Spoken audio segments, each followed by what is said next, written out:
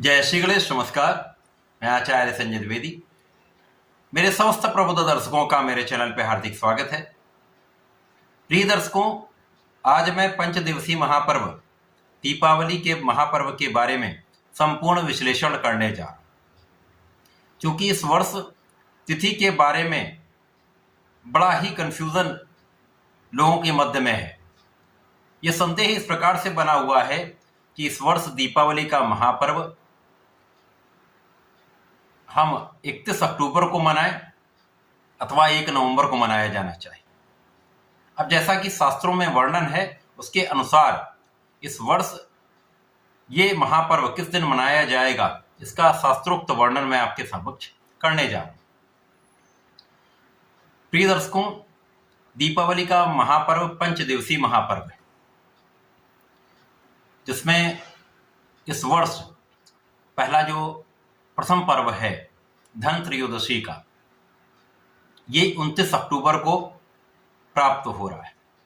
क्योंकि 29 अक्टूबर को प्रातःकाल 10:34 से त्रयोदशी तिथि प्राप्त हो रही, जो पूर्ण रात्रि रहेगी तथा अगले दिन 1:17 पर समाप्त हो।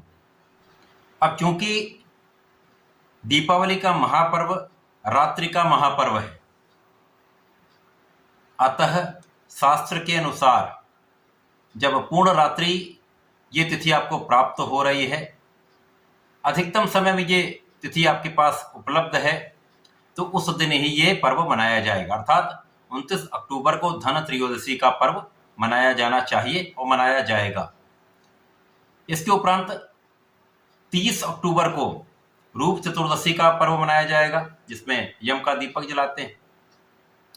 इसके बाद सर्वाधिक महत्वपूर्ण, जब हम दीपदान करते हैं, दीपावली का महापर्व मनाते हैं, महालक्ष्मी पूजन करते हैं, गणपति जी का आवाहन करते हैं, कुबेर महाराज की पूजा करते हैं, धन्वंतरी महाराज की पूजा करते हैं, इस महापर्व को हम 31 अक्टूबर को मनाएंगे। इसका मुख्य कारण ये है कि दीपावली कार्तिक माह में अमावस्या के दिन मनाई जाती है। अब उस अमावस्या तिथि में प्रदोष काल प्राप्त हो जाए तथा निशीत काल प्राप्त हो जाए, तो उस दिन ही दीपावली का महापर्व शास्त्र के अनुसार मनाने को कहा गया है।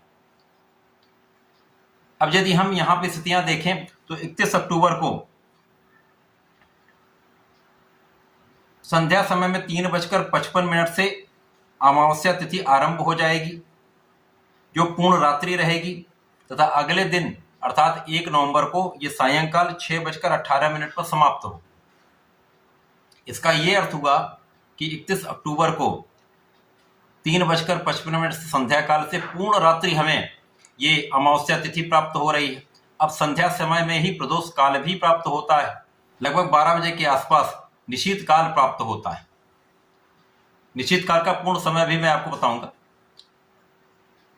ये समय आपको प्राप्त हो रहा है 31 अक्टूबर को।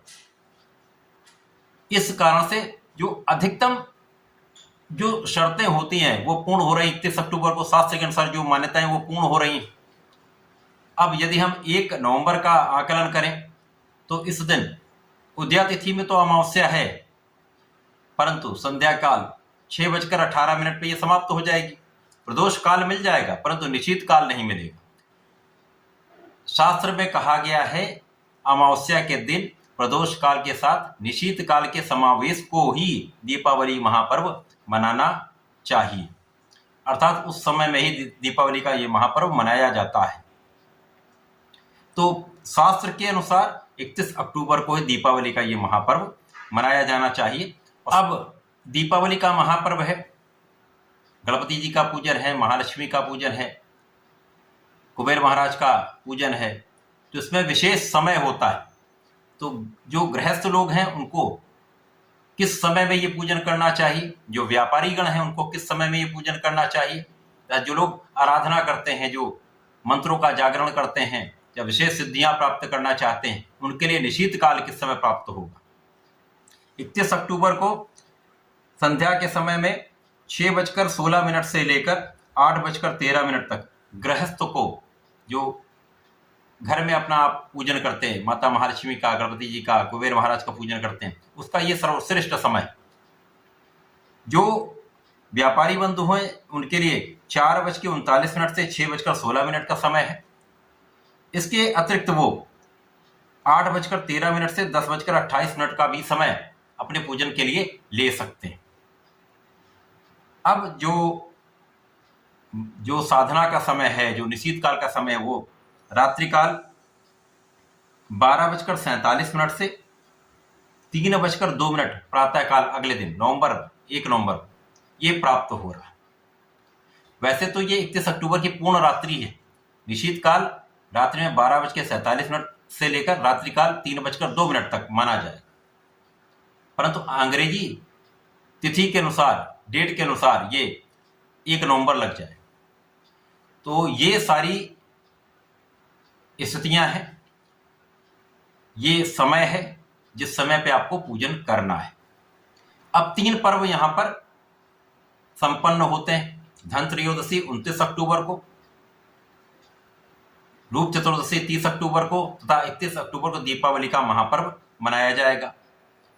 2 नवंबर को गोवर्धन पूजा होगी तथा 3 नवंबर को भाई बहन का पवित्र त्योहार भाई दूज मनाया जाएगा।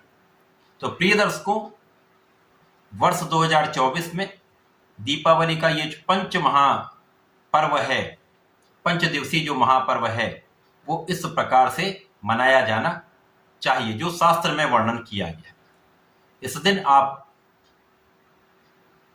विधि पूर्वक गणपति महाराज, कुबेर महाराज तथा माता महालक्ष्मी का आह्वान करें, उनका पूजन करें, विधि के अनुसार उनका पूजन करके इस समय का संपूर्ण लाभ लें। धन्यवाद, नमस्कार।